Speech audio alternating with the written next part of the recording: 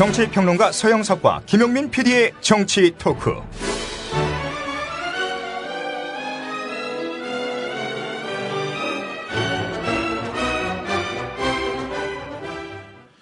서영석 김용민의 정치 토크로 오셨습니다. 오늘은 2014년 4월 26일 토요일 아침입니다. 일주일이 지났습니다. 이제 사고 발생 11일이 지났고요. 4월 16일이었죠? 네. 그 사고가 난 날이. 그날 구조자 수 단 한 명도 늘지 않았습니다. 그렇죠. 다 실종자였는데 실종자 수는 점점 줄고 사망자 수만 점점 늘어나고 있습니다. 실종자라는 표현도 정명은 아니다. 홍세화 선생이 그런 말을 하더라고요. 그렇죠. 이제 뭐 어디 있는지는 알잖아요. 대략. 특히 해난 사고에서는 사람이 배에서 없어졌다고 해서 그야말로 죽음을 발견하지 않는 이상은 확실하게 사망 증명이 되지 않는다라고 보는 관행에 따라서 이제 실종자다 이렇게 얘기를 하는 거고요. 그리고 이제 수색 작업을 통해서 그 죽음을 직접 이제 이렇게 건져내게 되면은 그때 비로소 실종자에서 사망자로 넘어가는 이런 이제 수순을 밟죠. 근데 이제 중요한 것은 뭐 그거가 문제가 아니라 첫날 사고 난 이후에 단 한 명도 더 이상 구조자가 늘지 않았다는 사실. 그게 중요한 거죠. 예. 항상 그 초동대처 뭐 골든타임 이런 이야기를 하는 이유는 제대로 된 대처를 했더라면 이렇게 많은 희생자가 발생하지 않았을 것이다 라는 그 때문에 지금 이런 시스템을 저희들이 반성하고 때로는 꾸짖고 그리고 그 책임자가 누구냐 이 부분을 따지는 것 아니겠습니까? 참 안타까운 현실이죠. 뭐 처음에는 조류가 세다 해가지고 이 뭐 불가피한 사정 때문에 그 구조를 못하는 거 아닌가 그렇게 생각하고 또 싶었습니다. 그런데 한 11일 지나오면서 구조를 할 생각이 없는 거 아닌가. 그 얘기했다고 그 뭐야 유언비어 유포한다고 그러더만요. 아니 실제로 그 민간 잠수 요원들이 와서 나 참여하겠다. 실력 해경보다 더 있고 또 지금 활동하고 있는 현역들 가르쳤다. 이런 분들도 못 들어가게 하잖아요. 아니 뭐 그런 분들이 지금 80대 90대도 아니고 말이죠. 뭐 그리고 또 민간 잠수 요원 접근은 물론이고 해외 다른 나라에서 도와주겠다 하는 것도 다 뿌리치고 말이죠. 그러니까 그래서 아니 구조할 생각이 없는 거 아니에요 그러면. 네. 이렇게 말하는 게 뭐 과한 겁니까? 신상철 대표가 그런 얘기를 했죠. 그 과거 해군 장교 출신인 그 신상철 씨가 이게 사람들을 구조하려는 생각이 있는 건지 알 수가 없다. 이런 얘기를 하니까 동아일보가 사설로 유언비어를 유포하고 있다고 이렇게 쓰더라고요. 유언비어를 유포하게끔 만든 주체의 책임부터 물어야 마땅한 거 아닙니까? 그래서 내가 참 기가 차가지고 야 동아일보야 니들이 그런 얘기할 자격이 있니? 그동안 난 참 보면은 유체이탈이 말이에요. 박근혜 전매품이 아닙니다. 그게 조중동 신문의 전매품이기도 해요. 그동안 온갖 루머 양산하게 MBN 같은 데서 뭐 무슨 인터뷰도 하고 해가지고 해놓고 조선일보는 아주 뭐 길이 남을 괴담을 만들었잖아요. 인간어뢰. 천안함 때. 그렇게 해놓고 또 어느 날부터는 갑자기 호통을 치기 시작합니다. 언론이 이래서는 되겠냐고. 아니 그렇게 한 언론이 누군데 박근혜 대통령이 그런 조중동 언론의 유체이탈 수법을 배운 게 아닌가 저는 그런 느낌이 듭니다. 예. 최경환 새누리당 원내대표의 말을 인용하고 싶네요. 너나 잘해. 너나 잘해. 혀가 좀 짧으셔요. 그분이. 너나 잘해. 자, 그 어제 또 이런 일이 있었죠. 1심에 이어서 2심에서도 유우성 씨가 간첩이 아니라는 판결이 나왔습니다. 만약에 그렇습니다. 세월호 참사 국면이 없었다면 이게 단연 톱 뉴스가 될 수 있었을 텐데. 하여간 그 큰 뉴스에 가렸습니다. 근데 굉장히 중요하죠. 멀쩡한 사람을 간첩으로 뒤집어 씌우려고 증거 조작까지 했던 그런 이 나라 국가 공권력의 더러운 민낯이 드러난 거 아닙니까? 그렇습니다. 이 간첩 조작 사건이 불거졌을 때 박근혜 대통령이 처음 한 이야기는 진상을 규명해라. 예. 규명해서 잘못이 있으면은 고치겠다 이렇게 얘기를 했거든요. 안 고쳤죠? 전혀 안 고쳤죠. 이번까지는 봐주겠다 그랬죠. 예. 앞으로 이런 일이 있으면 엄단하겠다. 남자전까지는 봐주겠다고 얘기를 했죠. 예. 이런 게 참 보면요. 이제 국가기강이라는 말을 우리가 쓰지 않습니까? 국기라고 하죠, 줄여서. 그런 게 저는 뭐 좀 전체주의적인 발상이다. 그래서 별 시답지 않게 얘기했었는데 공무원들한테는 이 국기가 굉장히 중요해요. 최근에 일련의 사태를 보면은 그거 진짜 중요한 것 같아요. 사실 뭐 세월호 선장이 비정규직이고 그리고 대접도 제대로 못 받았다 이런 이야기도 있긴 합니다만은 어떻든 간에 배가 위기에 놓여 있을 때 배를 버린 것은 물론이거니와 성계까지 버리고 튀지 않았습니까? 이런 게 결국은 우리 사회 기강의 문제.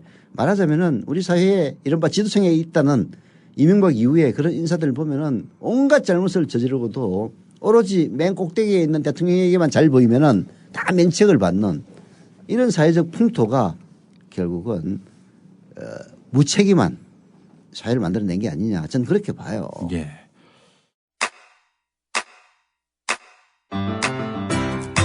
국민 라디오 지지하는 4가지 방법 아시나요? 다운로드하기, 별점 주기, 댓글 달기, 구독하기. 국민 라디오를 보다 많은 이들에게 전할 수 있는 가장 손쉬운 방법. 다운로드하기, 별점 주기, 댓글 달기, 구독하기. 잊지 마세요. 다운로드하기, 별점 주기, 댓글 달기, 구독하기. 정몽준의 사과. 첫 번째, 2011년 반말. 정몽준 의원은 내년 4월 치러지는 국회의원 선거의 선거운동 기간과 겹치는 3월에 핵안보 정상회의 일정을 잡은 것은 잘못이라고 질타했습니다.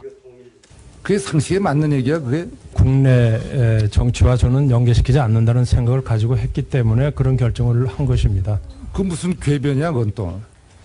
여당인 정 의원은 장관을 계속 몰아붙였고 급기야 장관이 지금 대학교 졸업하고 외교부에 계신 지 오래됐는데 네네. 초등학생이라도 이건 상식이 안 맞는 짓 아니겠어요? 오후에 세 차례나 사과하는 해프닝을 겪었습니다.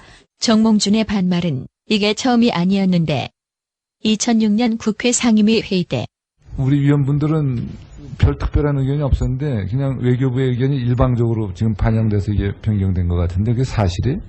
아니 그런 건 아닙니다. 사실 아니야. 지금 모른다고 그러는데 왜 자꾸 딴소리해? 아닙니다. 저 위원장님께서 외교 너한테 물어봤냐 내가 지금? 너한테 물어봤냐 내가 지금?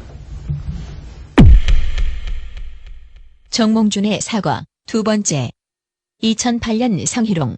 정 후보는 오늘 오전 보도자료를 통해 그런 질문은 안 했으면 좋겠다며 어깨를 툭 치려다가 얼굴에 닿은 것일 뿐 어떻게 자신의 아내까지 함께 있는 자리에서 성희롱을 했겠느냐고 해명했습니다. 아니, 성희롱당에 법적 주장을 하고 있는데요. 어떻게 생각하십니까? 다른 지역 오셨는데?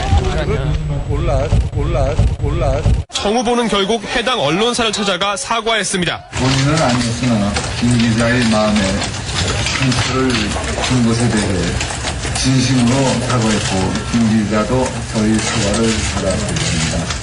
한나라당 정몽준 후보는 MBC 여기자 성희롱 논란과 관련해 비록 본의는 아니었지만 당사자의 마음에 상처를 준 것에 대해 진심으로 사과한다고 말했습니다.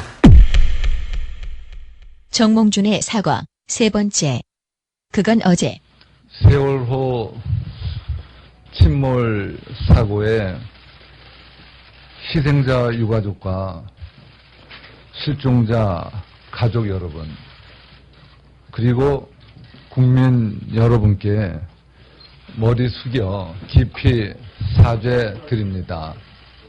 제 막내 아들의 철없는 행동에 아버지로서 죄송하기 그지 없습니다. 저희 아이도 반성하고 있지만 이 모든 것이 아이를 제대로 가르치지 못한 저의 불찰입니다. 가상으로 꾸며본 아들과 아버지의 대화. 그게 상식에 맞는 얘기야, 그게? 아버지, 그냥 애국심 차원에서 쓴 말이었는데. 초등학생이라도 이건 상식에 안 맞는 짓 아니겠어. 아버지, 기왕 이렇게 된 거 서울시장 후보 그만두시고 가만히 계세요. 그러면 2조 원어치 주식은 그대로 남게 되잖아요. 그 무슨 궤변이야, 그건 또. 그러면 아버지가 갖고 계신 2조 원짜리 주식, 그거 그냥 날려도 돼요? 올라. 자, 우리 서영석 이사장님과 함께하는 서영석 김용민의 정치 토크 함께하고 계십니다. 어떻게 보십니까? 이 박근혜 정부는 어떻게든 이 책임을 면하려고 청와대는 사령탑이 아니다. 위기관리 대응 컨트롤 타워가 될 수 없다. 이런 식의 지금 입장을 밝혔잖아요. 네. 이런 말이 어떻게 나올 수가 있을까요? 이 국면에서. 청와대 대변인 입으로 나온 거 아닙니까? 그것도 본인 이야기가 아니라 안보실장이 그렇게 말씀하셨으니 여러분 주지하시라. 이렇게 한 거 아닙니까? 한마디로 무책임의 표본이죠. 초기에 말이죠. 예. 그 4월 16일 날 물론 이제 오보이긴 했습니다만은 저는 구조됐다. 300여 명 이상이 구조됐다. 이런 보도가 나왔을 때는 청와대 대변인이 뭐라고 얘기를 했느냐. 국가안보실에서 위기관리센터를 통해서 적절히 잘 조치를 취하고 있다.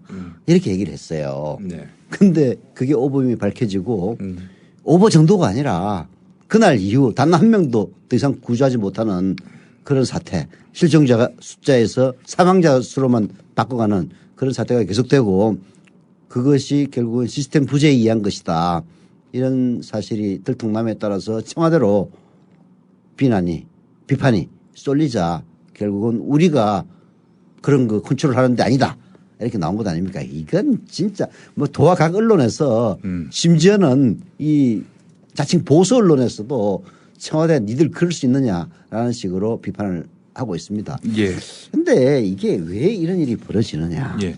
근본적으로 청와대 참모들의 사고방식이 근본적으로 잘못되어 있는 것 같아요. 무슨 얘기냐면은 그게 우리 뉴스케이를 통해서도 여러 차례 보도가 됐습니다만은 결국은 이번 사태를 정치적으로 어떻게 이용할 것이냐. 이 부분에 너무 신경을 많이 쓰는 것 같아. 예. 예를 들어서 이런 사태를 박근혜 정부에 손해를 끼치지 않게 하기 위해서는 분리 전략을 구사해야 된다. 분리 전략이 뭐냐. 공무원들은 일을 못하지만은 대통령은 노심초사한다. 이런 식의 논리들. 예. 대통령은 잘하는데 손발이 시원치 않다. 이런 논리들. 조동아리가 그런 얘기하죠. 예. 조동아리. 이런 논리를 동원해서 그 피해를 결국은 영혼이 없는 공무원들에게만 돌리고 혹은 영혼이 있더라도 박근혜에 대한 충성심이 불타는 박근혜가 직접 임명한 총리라든지 장관들에게 비판을 돌리고 박근혜에게는 그 비난을 차단하는 예. 이런 수법을 쓰는 겁니다. 그게 실제 먹혔어요. 책임을 전가하는 정도가 아니라 이런 대통령에 대한 그런 책임론 이거를 공무원한테 돌리면서 또 일거양득의 효과도 노리고 있습니다. 공무원 연금 뜯어고치는 거. 네. 아 그래요? 예. 그건 추진한다고 하잖아요. 아 공무원 연금을 그건 어차피 추진해야 될 사안이긴 해요. 네. 해야 되는데 이제 또 이런 것도 있죠. 저 공직사회에서 이런 위기 관리를 맡았더니 이 효율이 없더라. 또 민간에 민간에다가 일정 부분 역할을 위임해야 한다. 이런 안전관리조차 민영화할 태세예요. 그렇지 않아도 오늘 어제 조선일보군요. 아, 그래요? 이런 내용이 있었습니다. 똑같은 조건에서 만약 삼성이나 다른 대기업에게 이 안전을 맡겼다면은 과연 구조 실적 제로가 됐을까? 맡겨란 얘기인가? 흔한 의도가 보입니다. 이게 너희들 머리 위에 있습니다. 우리가. 예. 하여튼 그런 분리 전략이 어느 정도 좀 먹혔죠. 그래서 사건 초기에 여론조사에서는 오히려 박근혜 대통령의 지지도가 올라가는 그런 기현상을 빚었습니다. 믿을 거는 우리 박 대통령밖에 없다. 네. 이런 노심을 자극한 거군요. 그렇죠. 실제로 그 택시를 타보면은 여론 전파에 가장 선두에 서 있는 사람들이 사실은 택시 기사들이거든요. 요즘 또 나이 드신 분들 많습니다. 그런 분들은 실제로 그런 얘기를 해요. 박근혜 대통령이 저런 시원찮은 공무원들 때문에 얼마나 고생을 많이 하시느냐. 이런 얘기를 해요. 결국 그런 논리가 먹힌 거죠. 또 덜어는 노무현 김대중 이 10년 정권을 지나오면서 공무원들이 실력이 형편없어졌다. 이렇게 덧붙이는 인간들도 있어요. 보면은. 그러면 그 형편없어진 공무원들이 지난 7년 동안은 뭐 했어? 실력 안 늘렸어? 대통령도 바뀌었는데. 여하튼 근데 결국은 이런 재난을 국가 시스템이 제대로 대응하지 못하고 있다는 사실이 정권에게 좋을 리는 없는 거죠. 그래서 그 이후에 연이어진 여론조사에서 박근혜 대통령의 지지율이 한때 70%까지 도달했던 지지율이 50%대로 급나가는 그런 현상을 보이고는 있습니다. 그런데 고영재 사장께서 그런 그 여론조사에 대해서 도저히 신뢰할 수 없다라는 취지의 글을 쓰셨더라고요. 내용은 이렇습니다. 최근 언론에 공표되고 있는 정치 관련 여론조사의 응답률은 10%대가 줄을 이루고 있다. 응답률입니다. 한 자릿수 응답률도 심심치 않게 발견될 지경이다. 참고로 최근 일본 사례를 찾아봤다. 지난 연말에 아사히 신문과 마이니치 신문이 보도한 여론조사 응답률은 60%를 넘었다. 미국 언론은 응답률 30% 미만의 여론조사는 보도하지 않는다. 한겨레의 최근 여론조사 결과 보도를 찾아봤더니 한국갤럽이 지난 6일부터 9일 전국 성인 1219명에게 박근혜 대통령 직무수행에 대한 평가를 물었더니 응답자의 53%가 잘하고 있다고 답했다. 한국갤럽이 밝힌 이 조사의 응답률은 17%다. 그런데 100명 가운데 83명의 생각은 확인할 길이 없다. 그러나 보도는 박근혜 대통령의 높은 지지율을 사실로 전하고 있다. 이렇게 의견을 남겼습니다. 물론 그 응답률이 낮다고 해서 완전 엉터리 여론조사다 이렇게 볼 수는 없죠. 여론조사라는 게 결국 표본을 통해서 하는 것이기 때문에 그렇긴 한데 문제는 한국적인 특수성이 사실 또 개재를 하는 겁니다. 왜 미국이나 일본에서 여론조사를 하면 응답률이 60%가 나오는데 우리는 한국갤럽의 17%는 한국 실정에서는 매우 높은 겁니다. 응답률 17%는 보통 보면요. 심지어는 5% 6%대도 있어요. 높아야 한 10% 안팎입니다. 아까 고영재 전 경향신문 사장이 지적을 했다시피 응답률이 13%라면 87명의 생각은 확인되지 않고 있는 그런 상황인데 믿을 수 있겠느냐 이렇게 질문하는 것이 사실 통계학적으로는 맞지 않지만은 한국적인 현실은 저는 맞다고 보는 거예요. 왜 대답을 하지 않겠습니까? 이유는 딱 하나는 아닙니다. 첫째는 그런 정치적인 의사를 밝히는 것이 자기 자신에게 불이익이 될 수도 있다는 두려움이 첫째 있습니다. 왜? 그런 불이익이 될 거라고 생각하는 사람들은 대체로 어디 성향일까요? 야권 성향이죠. 야권 성향.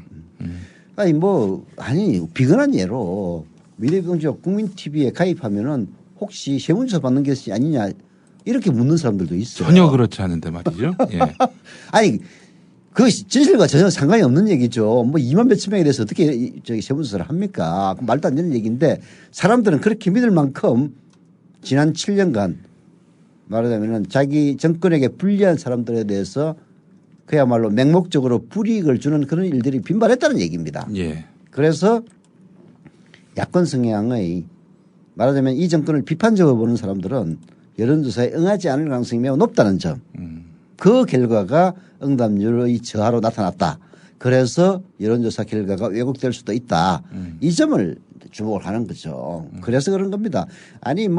정상적인 국가에서 귀찮아가지고 응답을 안 했다면 결국은 응답한 사람들이 일종의 표본이 되기 때문에 크게 차이는 안 나요. 근데 저는 대한민국에서는 큰 차이를 노정한다고 저는 생각을 합니다. 게다가 과거 대통령 선거 때 그때 여론조사와 관련된 어떤 여론조사에 직접 참여했던 어떤 여성분이 여론조사 원인으로 활동했던 그 여성분의 얘기 직접 듣지 않았습니까? 충격적이더라고요. 그게 방송은 그 사람 목소리로 직접 듣는지 기억은 잘 안 나는데 요점은 그거예요. 그게 하루의 시간 속에서 연령별, 뭐 직업별, 성별 나눠가지고 이런 조사를 한단 말이에요. 하다 보면은 잘 되는 연령층이 있고 잘 안 되는 연령층이 있답니다. 50대 이후의 남성들이 제일 잘 된대요. 그래서 인구 비례에 따라서 50대 남성이 예를 들어서 1000명 중에서 뭐 한 200명 된다. 그러면 그 200명이 제일 먼저 이런 조사가 끝난대요. 끝나는데 제일 안 되는 쪽이 어디냐. 20대, 30대예요. 20대, 30대가 안 되면은 결국 그날 안에 이런 조사를 끝내야 된단 말이에요. 그러면은 맨 막판 가면은 아는 사람들 명단을 쫙 해놨다가 그 사람 전화를 그는 겁니다. 무작위인 것처럼 가장해서. 그러면은 나이가 몇 살입니까? 하면은 미리 다 짜놓는 거죠. 28입니다. 그럼 20대 아니에요. 그죠? 그러면 질문하면 답을 하고 그걸 갖다가 통계에 집어넣고 이렇게 해서 여론조사를 했다. 가중치도 있더만요. 가중치. 네. 예를 들어서 10명 조사를 해야 된다. 그런데 5명밖에 응답을 안 했다. 그러면은 5명의 응답 곱하기 2. 이런 식으로 가중치를 부여하는 여론조사도 있었다고 하더군요. 그러니까 이게 몰래 그렇게 하는 거죠. 예. 그래서 이제 부정확하다 이런 얘기들이 많이 나왔는데요. 지금 뭐 그렇게 하겠습니까만은 이게 중요한 것은 응답하지 않은 사람들의 비율이 비정상적으로 높고 그리고 비정상적으로 높은 이유는 결국은 이 정권에서 비판적으로 생각하는 사람들이 굳이 내 의견을 내놨을 때 어떤 불이익이 있지 않겠느냐 혹은 이 정권에 대한 염증 때문에 아예 질문을 자체를 받지 않는 이런 현상들이 응답률의 저하를 가져왔다. 그렇다면은 결국은 현재의 여론조사는 항상 여권에 유리하도록 짜여진 것이 아니냐 이런 의심을 그러면 그 여론조사 신뢰할 수 없겠네요. 그러면. 아니 그래서 저기 지방선거 여론조사 해가지고 저기 여당이 유리한 게 맞은 게 있습니까? 다 틀렸지. 지방선거는 특히 못 맞췄어요. 네. 특히 못 맞춘 게 대표적으로 강원도지사. 강원도. 예. 이광재하고 최문순이 이긴 여론조사가 없었어요. 하나도 없었죠. 하나도 없었어요. 근데 그 차이가 굉장히 크지 않습니까? 또 어떻게 이럴 수가 있는지 싶기도 하고 말이죠. 아, 강원도 사람들이 제가 또 강원도 출신 아닙니까? 네. 뭔 표현을 잘 안 합니다. 솔직히 얘기해서. 당장 저희 그 뭐 가족들만 보더라도 말이죠. 저희 친척들 보면은 뭐 모여서는 얘기하죠. 그런데 무슨 마이크들이 되거나 그러면은 뭐 그냥 몸이 바짝 얼어 입이 열리지 않습니다. 아니 그리고 뭐 정권에 좀 비판적인 지역이 호남 지역 아닙니까? 그 여론조사 했던 분들 얘기도 그 얘기였어요. 뭐 지역을 굳이 뭐 어디라고 얘기는 안 했습니다만은 총칭해서 호남 지역 쪽에다가 전화를 해서 응답을 받기 굉장히 힘들다. 그런 얘기를 하더라고요. 그래서 그 부분 그게 여론조사라는 거는 성별, 지역별, 연령별, 직업별 이게 다 표본을 뽑아가지고 한단 말이에요. 그러다 보면 지역별도 호남 같은 경우에는 뭐 영남보다는 훨씬 숫자가 적긴 합니다만은 하긴 해야 되거든요. 예. 그런데 여론조사를 하면은 아예 응답 자체를 안 하니까 예. 죽으려고 그러더라고요. 그렇다면은 지금 나오고 있는 여론조사를 토대로 해서 지방선거 전망한다는 것 자체가 무리겠군요.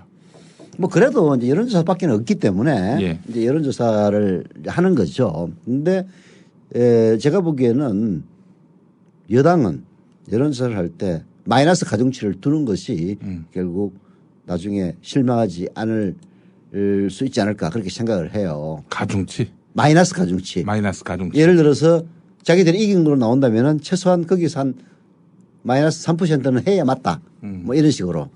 아마 그거 해야 될 겁니다. 안 그러면은 오판할 거예요. 근데 항상 뭐 내부적으로 오판을 했다. 예. 그런 얘기는 이제 선거 끝나면 맨날 나오죠. 안 맞으니까. 예. 대선 때는 왜 그랬을까요? 대선 때는 여론조사가 얼추 맞았지 않습니까? 아, 부정선거였지? 깜빡했네.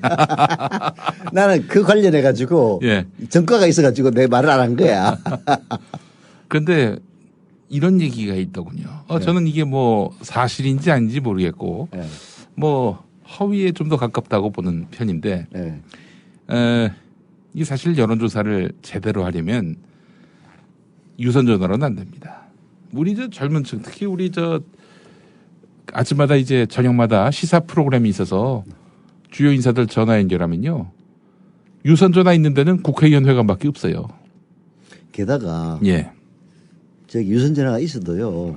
요즘은 KT 전화 02로 시작된 전화 거의 없습니다. 예. 그 뭐 LG U 플러스라든지 뭐 이런 거를 저기 들면은 인터넷하고 인터넷 전화까지 한 대씩 줘요. 그래가지고 070으로 시작되는 전화번호도 굉장히 많이 있습니다. 그렇죠. 예. 이제 그러다 보니까 결국은 그 사실 지금 현재 여론조사 법이 아마 그럴 거예요. 예. 그 여론조사의 대상 누구를 대상으로 여론조사를 해야 되느냐? 예. KT 전화번호부에 등재된 사람을 아마 대상으로 하게 돼 있을 겁니다. 예. 그러니까 맞을 리가 없는 거죠. 그래서 이제 휴대전화 100%로 해야 되고 세대별 가중치, 지역별 가중치가 아니죠. 세대별로, 지역별로 이렇게 그 표본을 정교하게 만들어서 그 대상에게 전화를 해서 얻어낸 결과가 가장 정확한 여론조사일 그게 텐데. 개인정보보호법하고 충돌이 돼요. 예.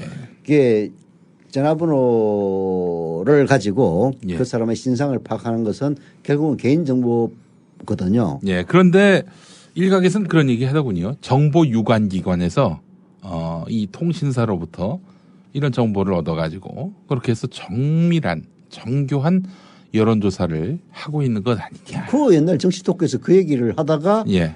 그렇게 한 것 중에서 자체 내부 여론조사에서 새누리당 내부 여론조사 내부 여론조사에서 문재인이가 이기는 게 나와서 비상 걸렸다는 얘기 내가 어디서 듣고 그 내부 인사지. 예. 그 얘기 했다가 거기서 저 황우여 이름으로 걸어가지고 결국 벌금 700만 원 내지 않았습니까? 예. 근데 또 그때 당시 발언도 그 사람으로부터 들은 얘기를 전달하신 거잖아요. 예. 내가 봤다. 내가 그 데이터를 본 거다. 이렇게 하신 것도 하여튼 그 보면은 우리 재판부도 상대방에 따라서 많이 달라지는 것 같아요. 예.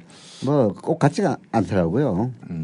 하여간 뭐 그런 정도라면은 지금 시중에 나오고 있는 여론조사는 하여간 믿을 만한 게 못 되고 대신 정보 유관기관에서 그런 식으로 통신사로부터 개인정보를 받아가지고 만약에 조사한 결과가 있다면 저는 없을 거라고 생각합니다. 정보유관기관에서 그렇게 할 일 없는 짓을 하겠습니까? 절대 그런 얘기는 정보유관기관? 예. 정보유관기관이 어딘데? KBS는 정보유관기관이라고 얘기하더군요. 언제도 이름을 그렇게 바꿨나 모르겠어요. 정보유관기관? 예. 정보유관기관에서 이렇게. 이제 국정원이 그렇다는 건 아니니까 국정원 아저씨들은 일단 너무 오버하지는 마세요. 네. 대한민국에서 정보유관기관이라면 국정원밖에 더 있습니까? 기무사도 있는 거 아닌가? 기무사는 민간인 사찰을 못하게 돼 있잖아. 그렇구나. 했잖아요. 근원적으로.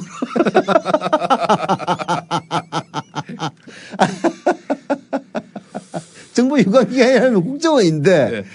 대부분 국정원이라는 얘기를 요즘 안 쓰더라고. 그러니까 국정원은 절대 통신사로부터 개인정보를 몰래 불법적으로 입수를 해서 거기에 알맞는 표본을 만들어가서 정교한 정밀한 여론조사를 절대 하지 않습니다. 리가 없다. 예. 했을 리가 없다. 저는 이렇게 생각합니다. 그렇죠. 그리고 예. 특히 또 국정원은 그 세월호와 관련해서 진실을 얘기해서 국민들에게 불안감을 조성할 수 있을 만한 대학 교수들에게 절대 함부로 인터뷰하지 말라 이런 얘기를 할 기관이 아니죠. 근데 노컷 뉴스를 보니까 정보기관이라고 얘기를 하더라고요. 그래서 난 정보기관이면 국정원밖에 없는데 국정원은 절대 그럴 기관이 아닌데 이거 도대체 어딜까 라는 생각을 한 적이 있습니다. 그러니까 그런 쓸데없는 짓을 우리 국정원이 할 리가 없다 이렇게 생각이 그렇죠. 됩니다. 그런데 그러니까 저는 언론들도 마찬가지예요. 예. 명확하게 밝히지 왜 정보기관, 정보유관기관 해가지고 국정원 아니냐 이렇게 의심을 받게 만드는 거야. 저는 그래서 일단 판세를 보는 눈이 있습니다. 여론조사 절대 안 봐요. 절대.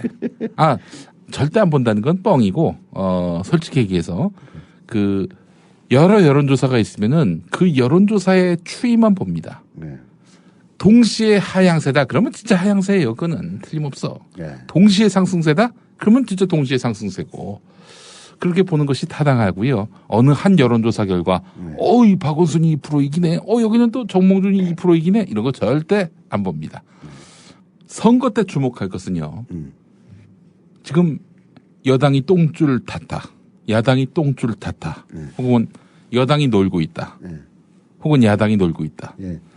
여당이 뭐 포기한 것 같다. 야당이 포기한 것 같다. 이게 가장 정확한 판세 있기입니다. 아, 그래요? 예. 똥줄 탔다. 그러면은 지금 뒤집이 뒤집혀졌거나 혹은 거의 근접 추격당했다. 이런 얘기고요. 놀고 있다? 거의 다 이겼다는 얘기고 자포자기한 듯한 상황이다. 그러면 진다는 얘기입니다. 대표적으로 지난번 서청원이 나왔던 평택 재보선 때 김한길 민주당 대표는 근처도 안 갔습니다. 평택이 아니죠. 화성입니다. 화성. 아니 세상에 당대표가 선거 지역에 가지도 않는 그런 경우가 어디 있습니까? 그거는 자포자기했다는 얘기거든요. 아, 요거 게임 끝났구나. 그러니까 여야의 반응만 보면은 단번에 판세가 읽혀집니다. 그렇죠. 자체 여론조사를 많이 하니까. 예. 아니 근데 특히 여당의 여론조사는 또 정확하기로 또 정평이 나 있지 않습니까? 특히 여당 여론조사, 여당의 흐름을 보면은 대략 판세가 읽혀집니다. 여당에서 계속 특정인을 씹는다. 그러면 그 특정인이 위협적인 대상이란 얘기입니다. 그 얘기 유시민 전 장관이 그 얘기했지. 예. 그때 박근혜가 TV 토론에서 예. 문재인을 갖다 원색적으로 씹었을 때 예. 아니 여론조사대로 박근혜가 만약 유리하다면은 예. 저런 식으로 인신공격할 리가 없는데. 그렇죠. 예. 내부적으로는 혹시 다른 여론조사가 있는 게 아니냐. 그래서 제가 그 얘기에 이게 맞아 해가지고 이거 여기저기 알아보다가 걸린 게 바로 그 얘기였거든요. 예. 근데 뭐 박근혜가 대통령이 되고 나니까 그 인간이 나와서 절대 얘기 안 하겠다고 그러더라고. 자, 하여간 여당의 여론조사 결과 대외적으로 공표를 하진 않죠. 하여간 여당의 흐름만 잘 포착하면은 현재의 판세가 다 읽혀집니다. 근데 이제 결국은 제 국회의원 선거 얘기를 또 안 할 수가 없는데 그렇죠. 선거 전날에 박근혜가 지역구 와가지고 예정이 없던 유세를 했었어요. 그렇다면 불리하다는 얘기인데. 그렇지. 근데 다음날 이기더라고. 예. 이건 제 불찰과 부정했다는 얘기가 뭐야? 좀 말이 이상하네. 제 불찰과 하여간 부족함 때문이죠. 저는 그렇게만 봅니다. 예. 전혀 다른 이유가 없다고 보는 거죠. 예상에도 없는 지역구 출타를 하셔가지고 말이죠. 네. 막말을 하는 후보는 이 아이들 교육에 도움이 안 된다라고 말씀을 하시고 말이죠. 근데 요즘 막말은 우리 각하가 혼자 다 하시더만. 그렇지. UDT를 DDT로 하시고. DDT가 그 레슬링에서 쓰는 용어면서 살충제 용어라고 하더군요. 살충제죠. 레슬링에 쓰는 용어는 사람들 잘 모르고. 예. DDT 하면은 우리 나이 때는 우리 어렸을 때 진짜 DDT 많이 뿌렸어요. 네. 그게 옛날에는 요즘 초등학교라고 그러지 옛날 국민학교 아닙니까? 예. 배룩 이가 많아. 그러면은 애들 벗겨놓고 거기다가 하얀 살충제를 뿌리는데 그 몸에 굉장히 나쁘거든요. 예. 그 대신 효과는 확실합니다. 예. 그래가지고 나오면은 다 죽어. 사람까지 죽여. 그 DDT가 있어요. DDT. 예. 그 UDT를 DDT를 아니 난 그거 보고 아니 그거는 분명히 원고에는 UDT로 나왔을 거 아니에요. 아니, 사람이 실수할 수 있죠. 게다가 박근혜 아니 실수할 수 있으면 그럼요. 누구도 하다 보면은 실언도 하고 불필요한 말들도 하고 그렇잖아요. 저희 방송은 안 그렇습니까? 그렇지만은 이게 다른 게 아니라 이게 UDT하고 DDT 이거를 헷갈린다는 거는 이제 산소가스라고 하신 분이 오죽하겠어요. 예. 산소가스, 이산화가스 이렇게 돈가스는 얘기 안 했을 때 얘기하신 분이니까 그런 실수를 할 수는 있죠. 제가 주목한 거는 그게 아니라 사실 동영상 그게 청와대 비서관 회의 대수비라 그러더라고. 예. 뭘 줄여서 대수비라고 하는지 모르겠어. 하여튼 청와대 비서관 회의를 주재하는 자리에서 박근혜 대통령이 얘기한 거고 그리고 요즘은 청와대에서 영상을 릴리스합니다. 함부로 못 찍게 해요. 예전에는 카메라 기자들이 풀단을 구성해서 2명이 들어가서 찍습니다. 그래서 그 테이블 그 협회 그 그룹에 가입돼 있는 회원사 이게 다 제공을 했죠. 다 제공을 하는. 그러니까 실수 같은 것들도 다 포착이 됐는데. 그래서 돌발 영상도 만들고 그랬는데. 근데 그걸 누구보다도 잘하는 사람이 노종면 국장인데요. 근데 이명박 아마 중간에서부터 그거 없어졌을 거예요. 그러니까 노무현 때는 그냥 여러 기자들이 들어가서 가감 없이 다 찍었는데 이명박 들어서는 몇 번 헛소리한 거 이거 포착이 돼가지고 또 보도가 돼가지고 그리부터는 자체 촬영을 해서 그 테이프를 준다는 거죠. 그렇죠. 자, 그렇게 해서 나온 데서 DDT라고 얘기한 거란 말이에요. 예. 그러면 이게 사실 기사가 되거든. 예. 아니 뭐 기자들이 찍은 것도 아니고 청와대에서 찍어야지 릴리스한 동영상에 UDT가 DDT로 발음이 됐단 말이에요. 그러면 이거 기사 되니까 기사를 쓰는 매체가 단 한 군데로 있어야 되는데 4월 21일 날 릴리스 됐던 그 영상에서 기사를 쓴 매체가 단 한 군데도 없어요. 오로지 유일하게 국민TV 뉴스K에서 예. 보도했을 뿐입니다. 이게 저는 더 무서운 일이라고 생각하는 거예요.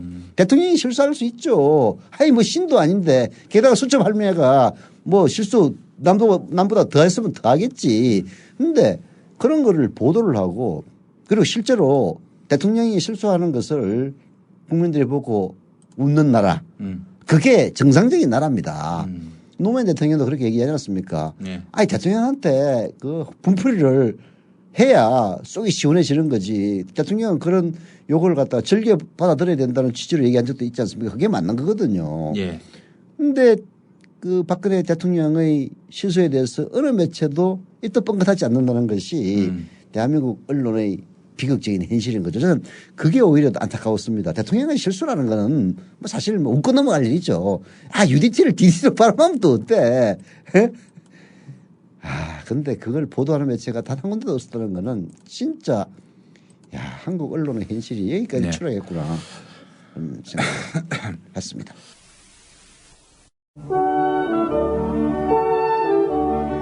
지금 여러분께서는 서영석, 김용민의 정치 토크와 함께하고 계십니다.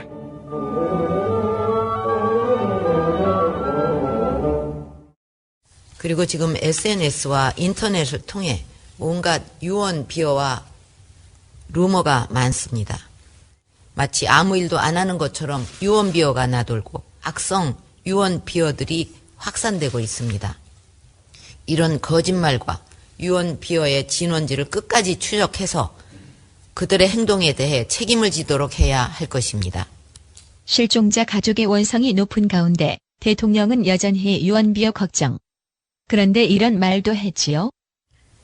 마지막으로 지금 이 순간에도 진도 앞바다에서는 SSU 대원, DDT 대원, 해양 경찰들과 많은 민간 구조 대원들이 사투를 벌리면서 구조 작업에 임하고 있습니다. 자, 이거야말로 유언 비어인데요. 들어보실까요? 오늘 오전 팽목항에서 만난 한국수중환경협회 황대영 중앙회장은 해경이 민간 잠수사들 대다수를 배척하는 바람에 제대로 손 한 번 못 써보고 있다고 하소연했습니다. 한국에 자원봉사 하려고 하는 다이버들이 수백 명이 온 거예요. 왔는데 지금 일주일 동안 물속에 들어간 사람은 불과 몇 명에 불과한 거예요. 현장에 있던 다른 잠수사는 해경이 민관군 합동으로 잠수사를 집중 투입하겠다고 말한 어제 20명 정도가 하루 종일 배 위에서 대기만 하다가 철수했다고 말했습니다. 정부는 잠수 실력이 검증되지 않았다며 퇴짜를 놓았다고 하는데 UDT 동지회 회원 한 분의 이야기. 그리고 여기에 해병대 수색대 출신, UDT 출신, SSU 출신, 뭐 HID, 의류 출신 이런 분들 거의 반 이상입니다. 지금 우리의 능력을 의심한다? 지금 저 현장에 있는 UDT, SSU 현역 선배입니다. 그리고 교관이었고 가르치신 분들입니다. 저기 있는 현역들을. 근데 저희의 잠수 능력을 의심을 한다. 지금도 현장에서 20년, 30년 추정 작업을 해오시는 분들인데 그거는 말도 안 되는 핑계죠. 여기서 죽치고 기다리고 있는 그 사람들도 봐야 될 거 아닙니까? 왜 그 사람들은 무시하고. 알파 잠수공사 이종인 대표는 눈물까지 흘립니다. 한마디로 개 같아. 에? 무슨 말인지 알아? 이거를 막는 사람이 어떤 양심이 있는지 없는지 모르지만 이 개 같아. 내 방송 앞에서 이런 얘기 하면 안 되는데. 이렇게 해서 이종인 대표 짐 싸서 돌아갔는데 분노한 피해자 가족들, 해양수산부 장관, 해경청장을 비롯한 정부 인사들 앉혀놓고 이종인 대표를 다시 불러오라고 강력하게 요구. 결국 해경청장, 불필요한 사람으로 매도당한 이종인 대표에게 다시 와서 도와달라고 요청. 모든 영향을 같이 총 다 힘을 합쳐가지고 구조하는데 총력을 좀 같이 좀 기울여 주시기 부탁을 드립니다. 해경청장입니다. 또 다른 유언비어 유포자는 국가기관 통신사라는 연합뉴스. 참다 못한 이상호 기자 격분하는데 지금 서울에 계신 분들은 그냥 마음은 아프지만 우리 대한민국 정부가 잘 해주고 있다고 생각합니다. 오늘 오후 3시 30분 연합뉴스에 따르면 뭐라고 썼는지 아십니까? 사상 최대 작전이라고 있었습니다. 맞아요. 보셨어요? 저 기자 아닙니다, 여러분. 저는 현장에서 쫓겨난 해직 기자지만 그건 기자 아니라고 확신합니다. 사상 최대 작전이라고. 배가 수백 척 동원되고 하늘에 전투기 항공기 수십 척 밤새 아낌없이 신호탄 900발 쐈다고 그랬습니다. 연합뉴스에 기자 여기 계실 텐데 넌 내 후배였으면 죽었어 이 개새끼야. 연합뉴스 개새끼야. 기사야 이 새끼야. 어딨어 연합뉴스. 그러나 유언비어의 제조는 따로 있었으니 2012년 대선 당시 새누리당 광고. 경험 없는 선장은 파도를 피해가지만 경험 많은 선장은 파도 속으로 들어간다. 지금 대한민국엔 위기에 강한 대통령이 필요합니다. 앞으로의 5년이 대한민국의 미래를 좌우합니다. 준비된 여성 대통령 기호 1번 박근혜. 이런 거짓말과 유언비어의 진원지를 끝까지 추적해서 그들의 행동에 대해 책임을 지도록 해야 할 것입니다. 서영석 김용민의 정치토크 함께하고 계십니다. 지방선거 모든 선거운동이 중단이 됐습니다마는 이제 다음 주부터는 여야가 기지개를 필 것으로 보인다는 그런 전망 섞인 기사가 많이 나오고 있습니다. 선거가 이제 얼마 남지를 않게 되죠. 한 달 정도 남았어요, 이제. 그렇죠. 예. 어떻게든 이제 선거를 하긴 해야 될 건데. 예. 그냥 뭐 지금 새누리당 보면은 이 사태의 엄중함, 보다는 선거의 유불리, 주판을 튕기는 소리밖에 안 들려요. 지금도. 예. 이걸 보면은 아까 예. 우리 김용민 국장도 그런 얘기를 했습니다만은 새누리당이 좀 불리한 국면으로 돌아가는 것이 아닌가 하는 그런 느낌이 듭니다. 예. 지금 이제 저한테도 이런저런 문자들이 많이 오는데요. 민주당이 아니지 새정치민주연합으로부터 오는 문자 전혀 없습니다. 지금 괜히 그런 거 선거 문자 보냈다가 오히려 역풍을 얻어맞는다 네. 해서 여야 모두 안 하고 있지 않습니까? 예. 근데 이제 시작하고 있는 쪽이 새누리당입니다. 새누리당에서는 세월호 참사에 대해서 정말 깊은 슬픔을 느낍니다. 어쩌고 저쩌고 전제를 해놓고 어디 구청장 누구 예비 후보 어쩌고 저쩌고 나온단 말이에요. 예. 이게 사실 상당히 위험한 일인데 자칫 잘못하면은 유권자들로부터 야 이 자식들아 니들이 지금 시국이 어느 시국인데 이딴 문자를 보내고 이런 비난을 받을 확률이 매우 높은 일이거든요. 예. 그럼에도 불구하고 왜 그런 일을 하겠느냐. 즉 지금 시국이 선거 전국 새누리당에게 결코 심상치만은 않은 그런 일들이 벌어지고 있다는 반증이겠죠. 네. 박근혜 대통령의 지지도도 한때 71%까지 올라갔다가 예. 50%로 급락했던 것과 마찬가지로 예. 결국은 세월호 참사에서 가장 피해자 가족들이 슬퍼하고 분노했던 것도 그리고 일반 국민들이 분노했던 것도 그 이유는 사고를 당해서 불의의 사고를 당해서 목숨을 잃은 분들에 대한 안타까움 그것도 있겠지만은 이 국가 시스템이 개판으로 대응을 해서 살 수 있는 사람들을 죽였다. 여기에 대한 분노가 더 큰 거거든요. 제가 아는 고위 공직자가 한 말이 있습니다. 네. 어떤 위치에 있는 사람인지 말씀드리면 깜짝 놀랄 뿐인데요. 네. 그분 이야기가 국가가 없는 것 같다. 이런 얘기를 했다고 그렇죠. 합니다. 국가가 도대체 예. 국가라는 게 뭐냐. 헌법에도 나다시피 국민이 어려움을 처했을 때 그 어려움을 극복할 수 있도록 도와주기 위해서 만들어 놓은 게 국가라는 건데 도저히 이게 국가가 없는 것 같다는 얘기가 나올 정도가 됐다는 것은 결국은 현 정권에게는 결코 상스럽지 못한 그런 거죠. 그런 분위기가 아무래도 새누리당의 그 지방선거 예비 후보들이 먼저 그런 위험을 무릅쓰고 문자를 보내는 이유가 되는 게 아니냐 저는 그렇게 봅니다. 그렇다면 어떻게 전망할 수 있을까요? 지금 새누리당으로서는 어떻게든 이 난국으로부터 타개할 방도를 생각할 것이고요. 지금 뭐 거론되고 있는 여러 방안 가운데 하나가 가장 유력한 것이 이거 아닙니까? 내각 총사퇴. 내각 총사퇴가 가능할지, 내각 총사퇴가 이루어진다면 이 과연 굉장히 분노하고 있는 민심에게 뭔가 답이 될 만한 대안이 될지. 지금 얘기로는 전면 개각은 어렵고 총리만 바꾸는 방안은 어떻겠는가. 총리 바꾸는 것도 그야말로 충격파니까. 혹은 안전행정부, 해양수산부 장관 정도 교체하는 방안은 어떻겠는가. 사실 안전행정부나 해양수산부 장관 임명된 지 얼마 안 됐잖아요. 네. 근데 이제 그런 식으로 생각하는 한 저는 백약이 무효일 거라고 생각합니다. 그렇죠. 이 과거 정권의 사례를 보면은 내각 총사퇴, 개각 이게 답인 경우가 많이 있었는데 말이죠. 아니 이제 제가 얘기하는 건 그런 맥락은 아니고요. 예. 자, 이런 문제에 대해서 돌아선 민심을 다시 박근혜 대통령과 새누리당에게 돌리기 위해서 어떤 방안이 있겠느냐. 예.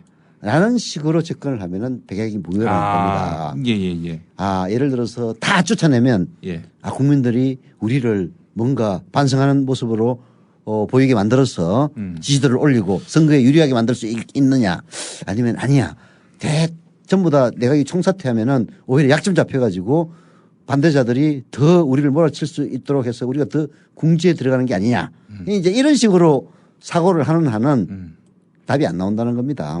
진심으로 이런 문제에 대해서 대통령부터 시작해서 여권의 지도부가 진심으로 반성하는 자세를 보이고 정말 국민들에게 표를 얻기 위해서가 아니라 국가가 없다라는 고위공직자, 방금 얘기했던 익명의 고위공직자 얘기가 나올 정도로 이렇게 흐트러진 이런 시스템을 정비하는데 가장 최선의 방안이 뭐냐. 그래서 그 최선의 방안이 분위기를 일신하는 차원에서 내각을 총사퇴한다. 이런 방식으로 나간다면은 그게 내각을 총사퇴하든 총리만 나가든 관계없이 다시 민심을 다잡을 수가 있지만은 선거의 유불리를 따져서 그렇게 꼼수를 피우고 주판을 튕기고 해서 한다면은 국민들이 모를 것 같습니까? 전혀 그렇지 않습니다. 그런데 그런 당이에요, 새누리당이. 새누리당은 쉽게 얘기해서 전자의 방식으로 지금 나가려고 하는 거죠. 지금 내놓는 것도 그렇지 않습니까? 전부 다 여론을 갖다가 떠보기 위해서 이런저런 말을 흘리고 있는 단계예요. 내각을 총사퇴한다. 아니 총리만 사퇴한다. 이게 결국은 이번 지방선거에서 새누리당을 만약 진다면은 박근혜 부정선거에 대한 국민의 심판이 되는 거다라고 보고 어떻게든 이겨야 된다. 근데 세월호 참사라고 하는 암초에 부딪힌 거다. 그래서 이걸 극복하기 위해서는 어떻게 사기를 또 쳐야 국민들이 우리한테 표를 쏘아서 주겠느냐. 이런 방식으로 지금 접근하고 있단 말이에요. 그래서 저는 이번 선거 새누리당이 결코 이기지 못할 거다. 정의가 살아있다면 그렇게 생각합니다. 우리 이 사장님이 반대로 얘기하셔야 될 텐데. 저희 저주예요? 아닌데 사실은 서 이사장님은 정상적으로 정도대로 말씀하시는 거고 우리가 전혀 예상치 못했던 그런 변수들을 만들어내잖아요. 부정선거, 국정원을 동원한 관권 개입. 아니 이런 게 개입이 되면은 모든 선거 전망은 무효한 겁니다. 무용한 거예요. 그렇잖아요. 아니 열심히 평론하면 뭐해? 저쪽에서 사수를 쓰고 제가 무조건 다시죠. 농간을 피우고 해가지고 그렇게 선거 결과를 뒤집는데 무슨 정치평론이 뭐가 필요한 세상입니까? 자, 하여튼 그렇다면은 지금 우리 서영석 이사님 말씀대로라면은 새누리당의 기존의 관행과 행태로 봐서는 이건 대안을 마련하기 어렵고 결국 지방선거에서의 승리를 도모하기는 쉽지 않을 것이다. 이런 말씀이신 것 같은데 말이죠. 그렇다면은 새누리당이 국민들에게 감동을 줄 수 있을 만한 어떤 자기 혁신의 방안 있다면 뭐가 있을까요? 없죠. 이도 없고 저도 없고. 근데 예. 이제 그렇게 하면 정상적으로 보면은 새누리당이 선거에 참패하는 게 저는 맞다고 봅니다. 근데 이게 이제 정상적인 사회가 아니라는 게 문제예요. 예. 뭐 지난 대선 국면에서는 국정원을 비롯해서 국군 사이버 사령부 그다음에 선거와 관련해서 동원할 수 있는 이것저것 총동원했다는 그런 간접 증거들, 직접 증거들이 많이 있지 않습니까? 예. 선거에 이기기 위해서 뭐든지 할 수 있는 정권이다. 예. 저는 첫 번째 그게 하나의 변수고요. 예. 두 번째로는 또 부정선거 할 수 있다. 아니 뭐 부정선거라고 제가 지칭을 하지는 않겠습니다만은 부정선거라고 지칭하지 않았지만 이기기 위해서 수단과 방법을 가릴 정도의 그런 분별력을 갖고 있는 집단이 아니다라고 저는 봐요. 그 지난 대선 또 하나의 예가 될 수 있겠군요. 네. 예. 그게 첫 번째 변수고 두 번째는 언론 환경이 극도로 나쁩니다. 그렇죠. 과거에는 유신의 철퇴가 무서워서 중앙정보부에 끌려가가지고 고문 보는 게 겁이 나서 이 보도가 통제되는 그런 상황이었는데요. 총칼에 의해서 통제됐죠. 네. 지금은 이익에 의해서 통제되는 그런 희한한 국면이 된 겁니다. 예. 이명박이가 법을 어겨가면서까지 날치기로 통과시켜서 종편이라는 괴물을 탄생시켰고요. 그게 지상파가 제 기능을 못하고 있기 때문에 단순히 보도뿐만이 아니라 사람들의 니즈, 시청자들의 요구에 부응하는 그런 방송을 탄력적으로 잘 못하는 바람에 종편 방송들을 보는 사람들 상당히 많이 늘어났어요. 예. 이미. 예. 근데 그 종편은 철저하게 정권의 탄압이 무서워서가 아니라 예. 그야말로 정권과 유착돼서 조금이라도 뭔가 이익을 얻기 위해서 혹은 제어가를 갖다 무사히 받기 위해서 그야말로 간쓸게 다 빼주고 이 정권 혹은 이 정권을 지지하는 정당에 유리한 그런 보도를 서슴지 않고 있고 거기에 조금이라도 벗어나는 그런 방송이 있으면은 이 방송을 통제하는 방송통신심의회라든지 온갖 기관을 총동원해서 압박을 가하고 JTBC가 지금 그런 압박을 받고 있지 않습니까? 예. 이런 어처구니 없는 언론 상황 그리고 종이신문 시장에서도 여전히 시장 점유율이 압도적으로 높은 조정동 보수신문이 이 주류인 현실 이런 것들이 과거에 조정동이 이 방송하고 결합이 안 되니까 별 영향이 없었는데요. 그게 종편이라는 괴물이 생기고 종편만 하더라도 뭐 큰 영향은 없습니다. 조정동의 논리를 그대로 전파해 주는 지상파 방송들이 존재하는 이런 언론 구조가 또 두 번째 변수가 됩니다. 예. 박근혜가 아무리 잘못해도 박근혜는 잘못한 게 없어. 밑에 있는 놈들이 나쁜 놈들이야. 네. 라는 논리를 훌륭하게 만들어서 전파시키고 그리고 박근혜의 핵심 지지층인 50대 이상의 중노령층에 대해서 지지를 굳건하게 만들어주는 이런 고맙고 박근혜 입장에서 볼 때는 아름다운 그런 언론들이 존재하는 것이 또 하나의 변수인 거죠. 예. YS 때 현역에서 한참 뛰셨던 우리 서영석 이사장님 아니십니까? 네. 계속 정치부에 계셨잖아요. 근데 예. YS 때는 뭐 거의 뭐 분기별로 한 번씩 초대형 사고가 터졌단 말이죠. 특히 제가 가장 기억에 남는 것이 1994년이었나요? 5년이었나요? 그 지방선거 있었던 때. 성수대교? 예, 아니죠. 95년이겠군요. 95년 6월 말에 있었던 지방선거. 그때 조순 씨가 서울시장 되고 네. 그랬을 때 95년입니다. 예. 뭐 물론 이제 삼풍백화점 참사는 그 전에 발생을 했던 건데 네. 그 이전만 하더라도 성수대교, 뭐 위도, 충주호 그리고 뭐 구포 철도 집안이 폭삭 가라앉은 거. 뭐 그 전만 하더라도 엄청난 그 대형 참사가 있었지 않습니까? 네. 또 95년 4월에 저것도 있었군요. 대구 지하철 공사장 네. 가스 폭발. 이건 아현동 가스 폭발 사고. 그건 그 이후에 있었던 일이고요. 어마어마한 이런 참사들이 계속 이어졌는데 그것과 선거 결과는 함수관계가 있었습니까? 있었죠. 여하튼 이런 사고가 나면은 무조건 집권당한테 불리합니다. 네. 그래서 그때 그 조순 시장 당선됐잖아요. 예. 조순 시장이 그때 야당이었죠. 야당 민주당 후보로 나왔었죠. 그때만 하더라도 3당 합당한 그 기세가 우길승천하던 때 아닙니까? 네. 그때 김영삼 씨가 김대중 그때 그 후보에게 압도적인 표차로 이겼죠. 한 3,400만 표 차이 났을걸요. 예. 뭐 그런 상황에서 사실은 게다가 그 3당 합당이라는 게 근데 평화민주당을 뺀 나머지 3당이 합친 것 아닙니까? 예. 뭐 그러니 당연히 저갈 수밖에 없었죠. 근데 아마 총선에서는 상당히 그 평화민주당 나중에 이제 민주당으로 바뀌죠. 민주당이 약진을 하긴 했는데 그래도 실력이 미치지 못하는 그런 상황에서 서울시장 이긴 걸 보면은 이런 것들이 게다가 그때는 DJ가 정계 복귀하지도 않았고 네. 이기택 이름으로 치르던 선거였어요. 그럼에도 불구하고 조순 씨가 당선됐단 말이죠 그때. 그러니까 이런 게 대형 사고가 나면은 결국은 정부 책임으로 돌아올 수밖에 없고 그때 네. 그 93년도에 그 무슨 그 배사고가 한번 났었어요. 예. 위도가 아니고 뭐 서해 남영호인가? 페리오. 서해 페리다. 서해 페리. 그게 위도예요. 예. 서해 페리오 사건 났을 때 그때 그 관련 관계 장관하고 무슨 청장을 갖다가 바로 경질해 버리고 대국민 사과를 합니다. 예. 대통령이. 예. 김영삼 대통령이 직접 하죠. 예. 죄송하다고 두 번인가 했어요. 예. 자 그렇게 했는데도 불구하고 결국은 선거에 불리하게 작용을 했죠. 그런데 지금은 글쎄 박근혜 전략이 오히려 나을지도 모르겠다. 나는 잘못이 인정하지 없다. 않나. 인정하지 않고 네. 이 시스템의 부재다. 네. 참모들이 저질이다. 이런 식의. 네. 예. 그 전략도 어쩌면은 박근혜를 구원해 줄 수 있는 전략이 될 수는 있겠네.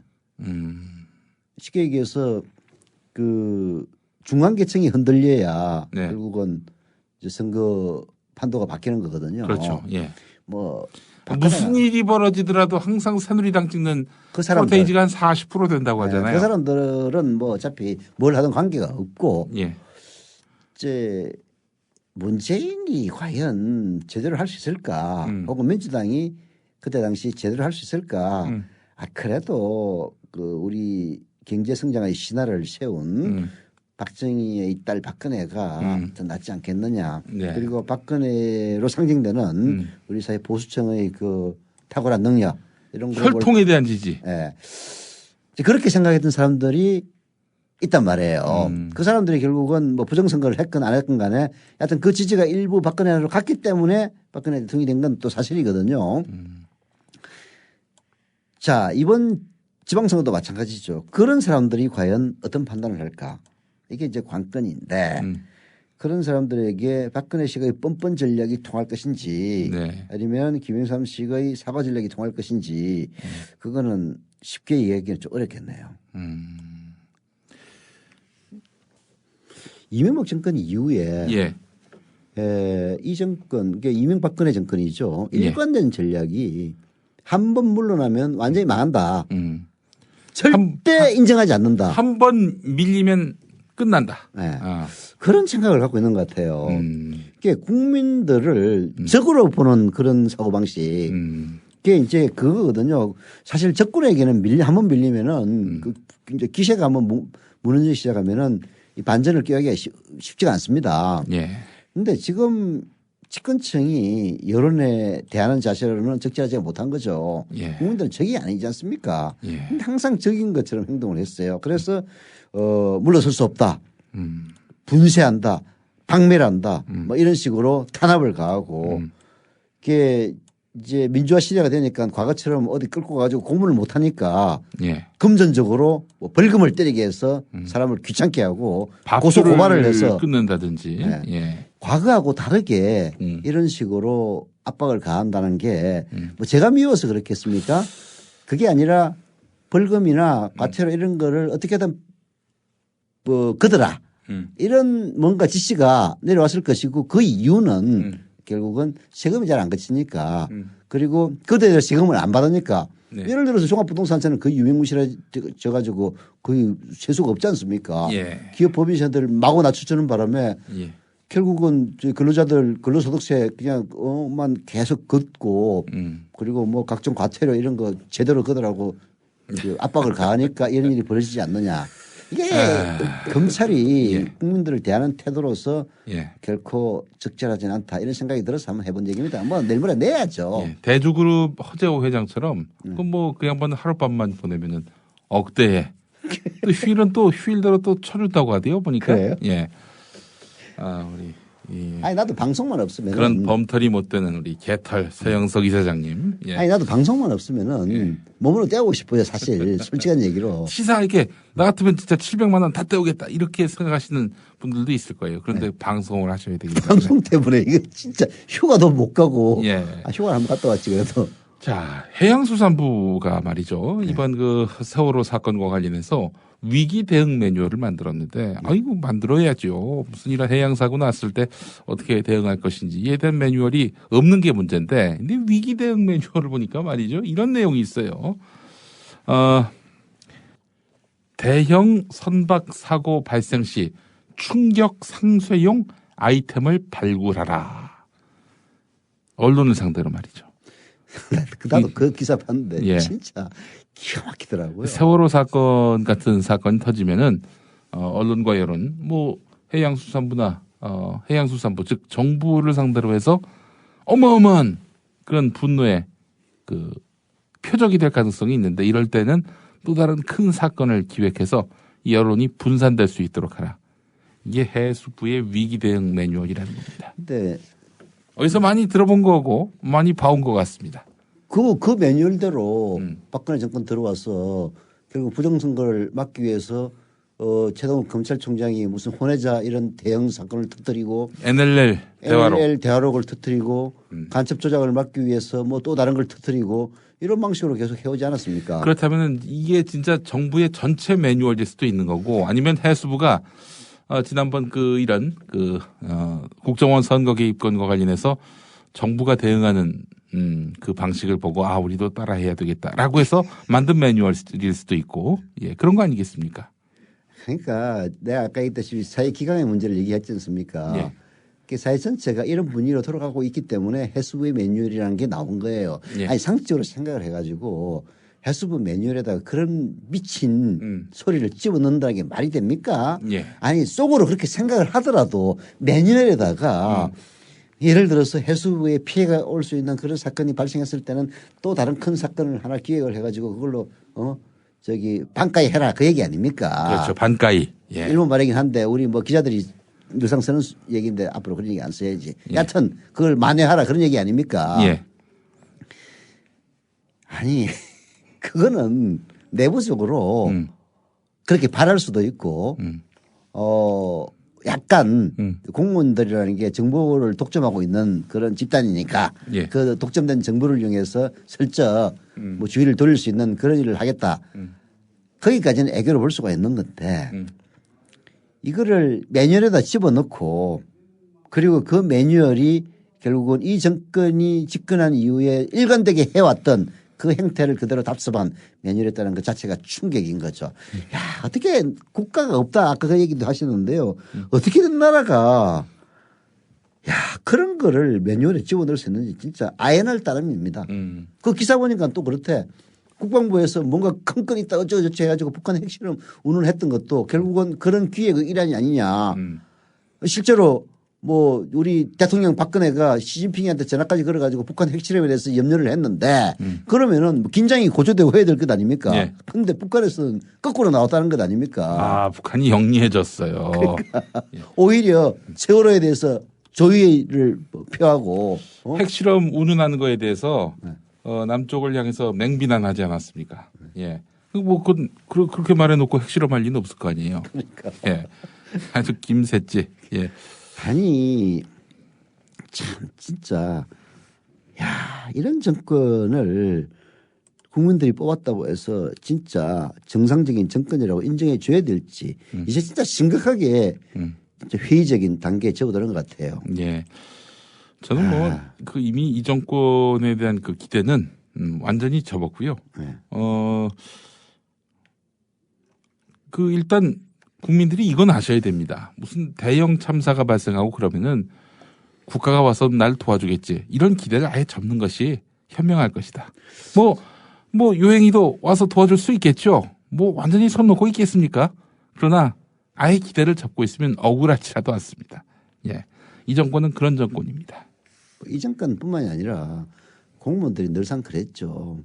결국 이런 공무원 조직을 움직이고 또 일할 수 있게끔 만드는 지도자의 역량이 필요한 건데요. 이 지도자는 내 탓이 아니다 이렇게 빠지고 있으니 그럼 또 어쩌라는 거예요 도대체 이게. 당신은 왜 그 자리에 앉아 있는 거야? 아무 할 일도 안 하면서 책임을 안 지면서. 아니 당신이 여왕이야? 영국의 여왕은 뭐 무슨 정치적 사건에 대해서 책임을 지지 않으니까 뭐 그럴 수 있다 하더라도 그 대신 영국 여왕이 정치를 쥐락펴락 쥐락펴락 하는 사람은 아니지 않습니까? 그러니까 책임을 안 지는 거죠. 네. 그러니까 책임을 안 지는 거죠. 근데 이 대한민국의 여왕은 온갖 걸 다 지가 하고 책임만 딱 안 지는 그런 진짜 대통령하기 편한 거야. 어떻게 이런 일이 있을 수가 있는 거예요? 가업이야, 가업. 가업이라고 인식을 하고 있는 거예요. 제가 어제도 우리 국민 라디오 딴 프로그램에서 얘기를 한 건데요. 네. 그 전에 우리 수사반장, 우리 국민 라디오의 새 팟캐스트 수사반장 이거 여러분 강추입니다. 아, 그래요? 현대사 관심 있는 분들 이거 다운받아서 한번 들어보십시오. 이 고상만의 수사반장은요 정말 강추입니다. 최고의 그 역사 팟캐스트라고 해도 과언이 아니에요. 예. 이분의 해석이 아주 독특합니다. 네. 박근혜가 아버지 박정희가 죽은 다음에 첫 마디가 뭐였습니까? 전방은요? 요거였지 않습니까? 이 보수 지지층들이 전방은요? 이 말 갖고 얼마나 국가관이 투철하냐. 이러면서 박근혜를 추앙하고 그야말로 칭송했습니까? 근데 고상만 선생은 이걸 이렇게 해석하더군요. 아니, 대한민국의 그 어떤 딸들이 아버지가 죽었는데 전방은요? 이럴 수 있냐 이겁니다. 그 뭐 보수층에서는 거우 봐라. 이런 범부가 아니다.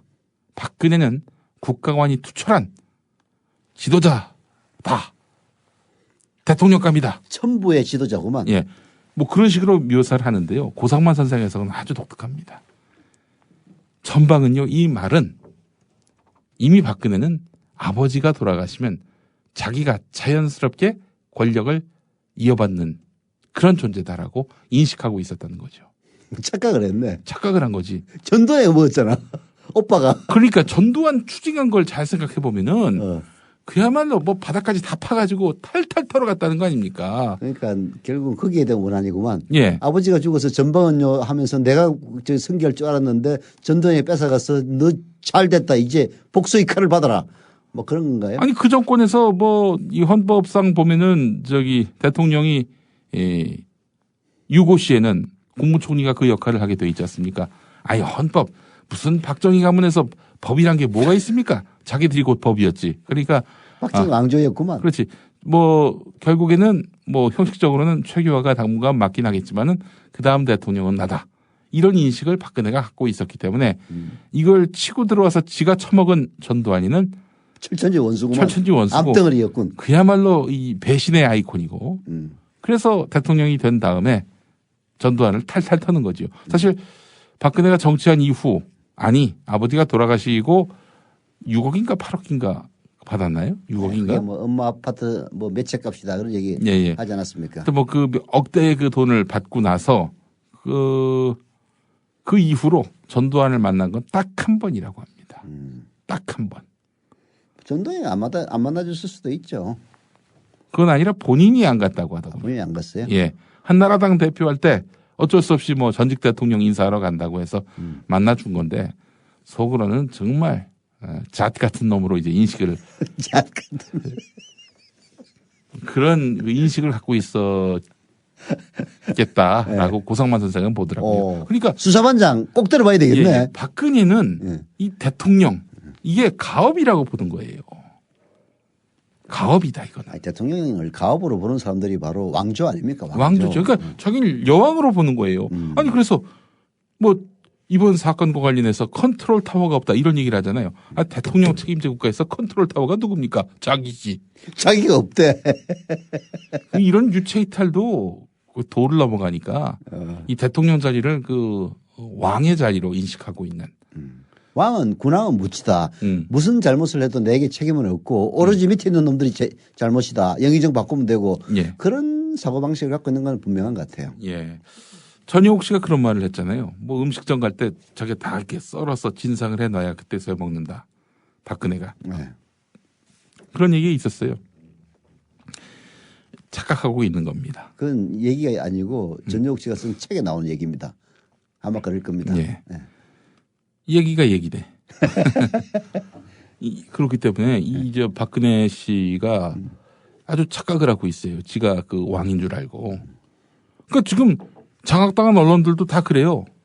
아니 이정희 통합진보당 대표가 박근혜 씨라고 하니까 막말이라고 그걸 보도했잖아요. 그게 무슨 막말이야. 아니 그 막말이라는 거는 예를 들어서 뭐 박근혜 XXX 뭐 이렇게 그러니까 욕을 한다든지. 그게 막말이지. 저 같은 경우도 애비나 딸이나 했다고. 그게 막말이래. 어떻게 애비나 딸이나가 뭐가 막말이야? 그렇지. 결국은 왕으로 인식하고 있구만. 그렇죠. 걔네들은 이미 이 장악당한 언론들은 이 박근혜를 왕으로 만들기 위한 어떻게 여왕마마에게 감히 애비나 딸이냐 이런 뭐냐 시정 잡배들이 쓰는 말을 써서 막말을 할 수 있느냐. 네. 혹은 어떻게 박근혜 마마라고 하지 않고 박근혜 씨라고 부르느냐. 그러면은 나는 별로 안 유명하기 때문에 별로 욕을 안 하는 거구나. 나는 뭐 늘상 대통령이 박근혜 씨라고 표현을 하는데. 그래요. 아무 얘기 안 하는 거 보니까 예. 저런 놈 떠들든 말든 우리 상관없다 그렇게 생각하는 겁니다. 이사장님 네. 체포되지나 마십시오. 그래서 이 벌금을 핑계로 체포하겠다고 나오는 거 아니야? 빨리 오늘 지금 당장 가서 내야 되겠네. 그러니까 우리 예전에 그 노무현 대통령한테는 뭐라고 그랬습니까? 노가리, 개 잡놈, 육실할 놈, 죽일 놈, 거시기 값도 못하는 놈, 우리가 이제 박근혜에 대해서 씨라고 부른다든지 네. 아니면은 뭐 애비나 딸이나에 대해서 뭐라고 얘기를 할 때마다 방금 우리 김용민 국장이 얘기했다시피 노무현 대통령이 니들은 그렇게 온갖 쌍욕을 퍼붓지 않았느냐 이렇게 얘기를 하는데 노무현은 대통령이 아니라는 거야. 그 인식이 그렇게 깔려 있다니까. 그 얘기 하나만 이제 앞으로 그런 얘기 안 해야 되겠다. 왜냐하면은 박근혜는 왕족이고 노무현은 본부니까 본부에게는 그런 욕을 해도 되지만은 박근혜한테 그런 욕을 하면 안 된다. 그런 논리 아니에요. 누구 마음대로. 누구 마음대로. 논리가 그거 아닙니까? 아니 그러면 우리 세금을 받지 말고 자기가 세금을 국민한테 주든가. 그럼 나 그땐 여왕 폐하라고 모실 거예요. 아니 세금 다 받아 처먹으면서 우리 보고 왕 대접하라고? 이게 무슨 언제부터 박근혜가 우리 왕이었어? 한 번도 왕인 적이 없죠. 어떤 사람도. 근데 지금 박근혜를 추종하는 세력들은 그렇게 만들려고 하는 거죠. 근데 여하튼 이제 그거야 뭐 그렇다 손 치더라도 이번 지방선거에 굉장히 악재인 건 분명해요. 제가 한마디만 더 하겠습니다. 우리 이 방송 들으시는 분들 박근혜 대통령 마음껏 양식껏 비판하시기 바랍니다. 이거 박근혜 비판 못하게 하려는 술책이에요. 겁을 줘가지고. 겁을 줘가지고. 야 김용민이 봐라. 애비나 딸이나. 어떻게 저런 얘기를 하고 있어? SBS 두 번째 뉴스야. 그렇게 해서 또 망신당했어 저 새끼. 이 지금 그 교훈을 심으려고 하는 거예요. 전 절대 굴하지 않았습니다. 저는 굴하지 않습니다. 저도. 벌금을 받았지만은 저는 전혀 굴하지 않습니다. 박근혜에 대해서 우리가 뭐 불필요하게 욕을 할 필요는 없겠지만 잘못한 것에 대해서 험하게 꾸짖을 줄 알아야 됩니다. 왜냐? 그래야만 이 나라가 민주주의 국가라는 근거가 남게 되거든요. 그리고 박근혜를 여왕으로 모시려는 어떤 시도도 거부해야 됩니다. 아니 할 놈들은 하라고 그래. 뭐 안 말려. 지가 노예가 된다는데 뭐 어떡하겠어. 노예가 될 만하니까. 남한테 강요를 하니까 그러는 거죠. 남한테 강요하지 말라고. 미쳤어? 강요를 할 때는 절대 굴하지 말아야 된다 그런 얘기죠. 그렇습니다. 자, 그래서 이번 그 선거가 새누리당에게 악재인 것만은 분명하죠. 근데 이사장님. 뭐 유불리를 이제 따질 필요는 없죠. 유불리를 따질 필요는 없는 건데 이번 사태에 우리를 슬프게 했던 가장 커다란 이유 중에 하나가 대통령으로 박근혜를 모시고 있는 이 정부의 시스템 부재였지 않습니까? 당연히 나쁠 수밖에 없는 거죠.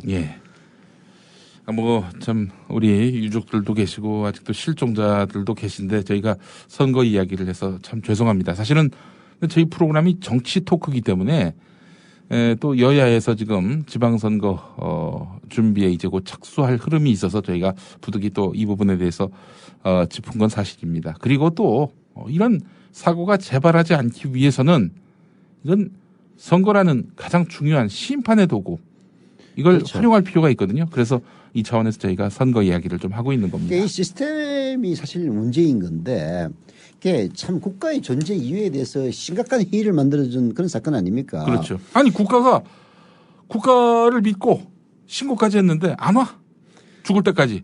나는 그 얘기를 듣고 진짜 죽고 마음이 나서도. 아팠어요. 예. 그게 학생이 해경에 전화로 신고를 하고 그리고 선실에 들어가서 기다리지 않았습니까? 그리고 물은 차 들어오는데 거기서 구명조끼를 입고 기다렸단 말이에요. 단순히 방송 때문에 그 안에 저는 기다렸다고 생각하지 않습니다. 말하자면 그 학생은 신고를 하고 예. 어른들이 만들어 놓은 시스템을 믿었기 때문에 그 자리에 있었던 거예요. 예. 즉 해경이라는 데 신고를 했으니까 예. 곧 우리를 구해주러 올 것이다. 네. 라는 그 믿음. 예. 그 믿음이 있었기 때문에 기다렸던 것 아닙니까? 그리고 결국은 탈출하지 못해서 그야말로 꽃다운 목숨 잃게 된 거죠. 예. 자, 그런 시스템에 대한 믿음을 정면으로 배반한 게 우리 세대라는 점에서 우리는 반성을 해야죠. 그러나 이 시스템을 망가뜨린 주범 그리고 지금 현재 이 사건에서 가장 반성해야 될 그 사람들 그 사람들이 오히려 더 큰 소리를 치고 마치 자기 자신은 아무 책임이 없고 공무원들만 닥달하면은 이 시스템이 바뀔 것처럼 그렇게 국민들에게 사기를 치는 이런 집단에 대해서는 사실 그렇다고 우리가 뭐 때려 죽이겠습니까? 아니면 거기다 뭐 똥을 퍼붓겠습니까? 할 수 있는 길은 선거를 통해서 표를 통해서 한번 심판을 함으로써 그런 집단이 반성하도록 만들어주는 길밖에 없단 말이에요. 그렇지 않습니까? 그래서 저는 이번 선거가 결국은 시스템이 부재한 한국 사회의 고지를 치료하는데 하나의 방편이 될 수 있다. 저는 그렇게 보는 거죠. 그래서 슬픔을 딛고 선거를 통해서 이 시스템 부재에 경종을 울릴 필요가 있다. 이렇게 얘기할 수가 있는 겁니다. 예. 오늘 이제 방송 마무리할 시점이 된 것 같은데 말이죠. 그 가디언이 그런 평을 했다고 하죠. 생태 같은 아이들이 죽어나가는데 어떻게 그 권력이 그 신용과 그 지위를 유지할 수 있겠는가. 놀랍다. 놀랍다고 그랬죠. 예. 이런 말을 했습니다. 만약에 이런 무자격, 제가 산무정권이라고 했습니다. 산무. 예. 무지, 무능, 무책임. 이 산무정권이 지방선거에서 승리하게 된다. 그렇게 해서 지난 대선에 부정선거에 대한 모든 이런 죄과를 털게 된다. 정말 참 설마 이 나라가 그런 나라는 아니겠죠. 감정이입이 아니 슬픔에 대한 기본적인 공감이 안 돼 있는 이런 사이코패스 그리고 소시오패스에 준하는 증상을 갖고 있는 새누리당이 또 한 번 선거 승리를 도모한다. 이런 자체가 놀랍고 엽기적입니다. 여기에 또 국민들이 유권자들이 호응해준다. 과연 이 나라에 희망이 있을까라는 생각이 들고요. 서영석 김용민의 정치토크 오늘 순서 모두 마치겠습니다. 다음 주에 뵙겠습니다.